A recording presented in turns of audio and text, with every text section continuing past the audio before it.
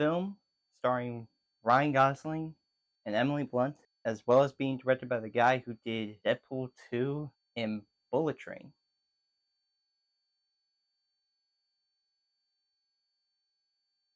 Okay, okay, I'm interested. I'm curious now.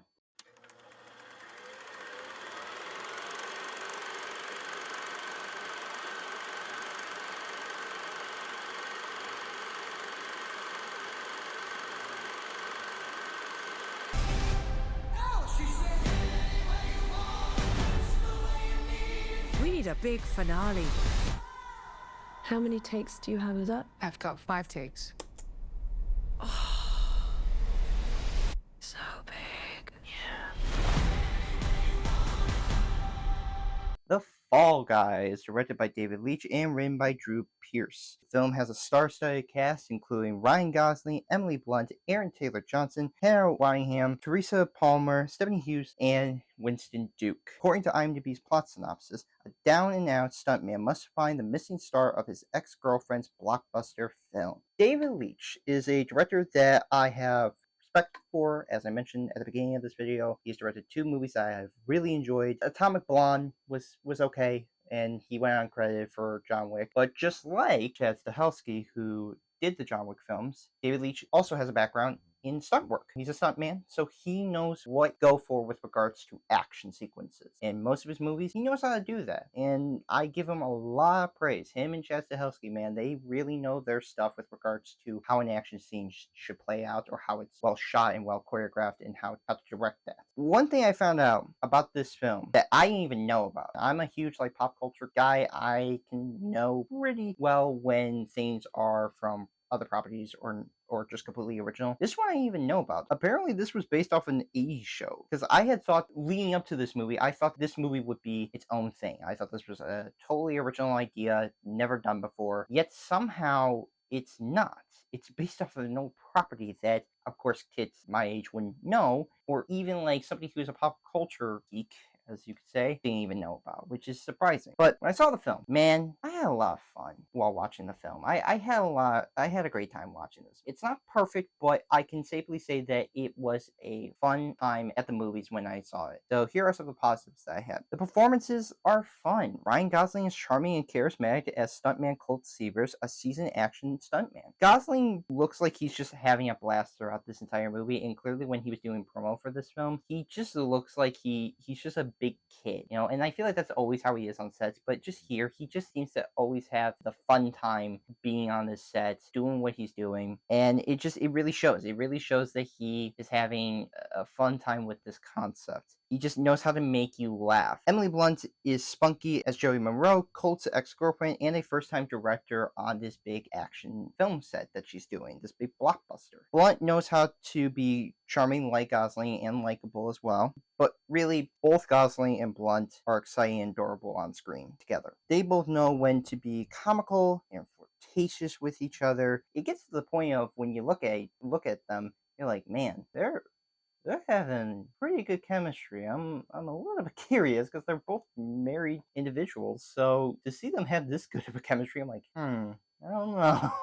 This is a little bit too real. Though not in the film much, Aaron Taylor Johnson is pompous as Tom Ryer, the action film star of Joey's film. Johnson just knows how to play a loud and selfish actor when he needs to play it, and I think he does really well at that, because I think Aaron Taylor Johnson could play a role like that, or at the very least any role that see him give his all into. Hannah Waddingham is outrageous as Gail Meyer, the producer on Joey's film. Waddingham plays Gail as obnoxious and manipulative towards everyone on set, even towards Joey. Waddingham goes over the top, but just does it in a way that is right. It doesn't feel like it's super outlandish, or cartoonish. It actually feels right for what the movie is going for. Winston Duke is easygoing as Dan Tucker, a longtime friend of Colt and a stunt coordinator. Duke brings calm and kinship throughout, and with that, both him and Ryan Gosling are a great dynamic throughout this movie. They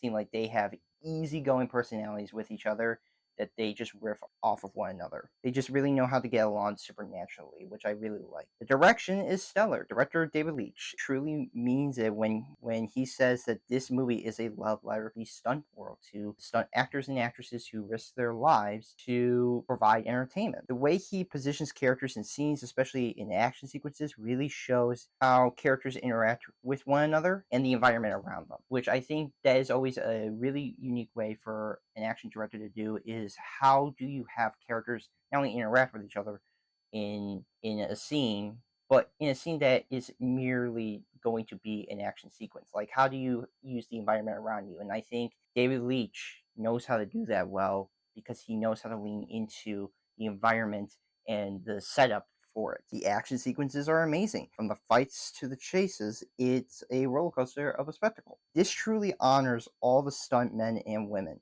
I know I'm going to repeat that a lot, but it's true. This movie is supposed to respect those who risk their lives, Daredevil style, to provide moviegoers with an experience of making you feel and believe all these action sequences are happening. And I think that's always the best way I can describe this film, is providing audiences with a fun time. The cinematography is terrific. Cinematographer Jonathan Sela captures the filmmaking and stunt world very well, and making sure the action sequences are wide enough to see, because that's usually how I kind of like to see action, is from like a wide angle. It really looks like a true summer blockbuster. And when I mean by blockbuster, I mean like old school fashion type of blockbuster that you hardly see a lot of. And when it is a blockbuster, you kind of feel like it's the more modern day feel. This feels like an old school type of blockbuster to me. Music is awesome. Composer Dominic Lewis really captures the feeling and vibes of a summer blockbuster in of itself. Also, the licensed music fits well into the movie. The amount of times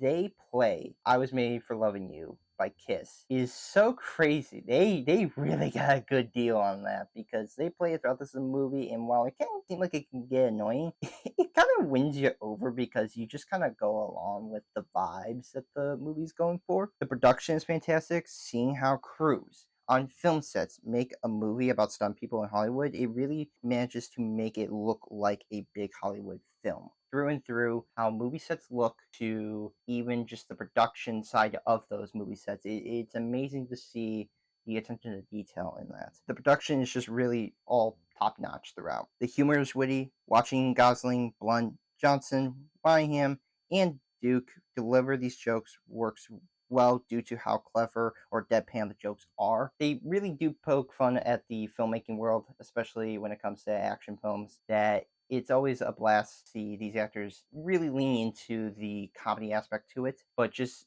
how David Leitch approaches it, I think, does it well. The pacing and runtime works. Each scene keeps going at a breakneck speed, never knowing when to slow down.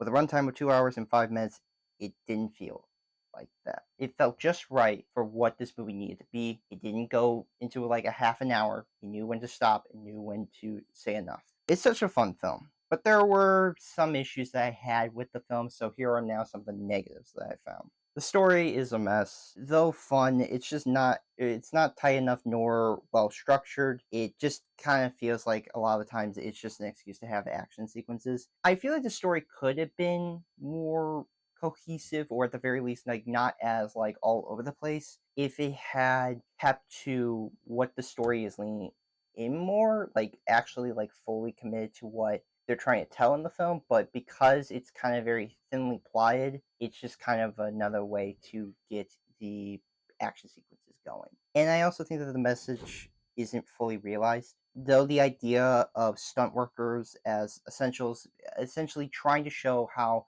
these people do everything they could. They probably barely, and I would assume they hardly get paid for the dangerous work that they do, and how there's a lot of actors and producers, not all, but a good amount of them, that are just cynical and narcissistic of filmmaking. They just kind of don't give a shit about people. They just only care about the money's sake. I just wish that they had played it out more, because it's not played out much. And I feel like they could have leaned into that a lot more and actually truly show the cynicism of Hollywood for filmmaking. This really is an old-fashioned blockbuster for today. It's just a fun love letter to all the stunt workers who risk their lives for our entertainment. Something that truly respects their work. This movie, I think it does. So I'm giving The Fall Guy an 8 out of 10. I think it's a lot of fun. I think it's a blast. I'm kind of sad that it didn't do well box office wise, because for a movie that wasn't based off of like a super well known property and wasn't like any sort of like traditional blockbuster that we have today, it kind of sucks that it just didn't do well. So if you get a chance to, please go watch it. I highly recommend it. If not, that's fine. But I'm just saying, if you really want a fun time, I think this one would actually win you over. So now I'm going to be starting my rebooted Planet of the Apes series, starting with Rise of the Planet of the Apes all the way to when I saw Kingdom of the Planet of the Apes. So yes, look forward to those reviews and other movie TV show reviews coming soon.